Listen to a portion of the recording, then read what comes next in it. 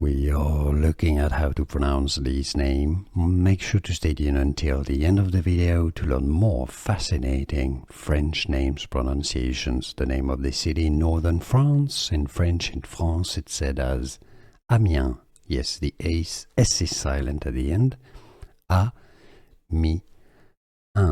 Un is this very specific French sound, un. So the N is not exactly silent, it's just that with the E it forms this un sound.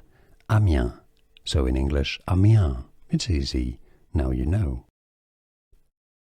We are looking at how to pronounce this name. Make sure to stay tuned until the end of the video to learn more fascinating French names pronunciations. The name of the city in northern France. In French, in France, it's said as Amiens.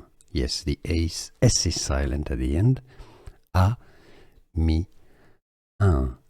is this very specific French sound, un. So the N is not exactly silent, it's just that with the E it forms this un sound.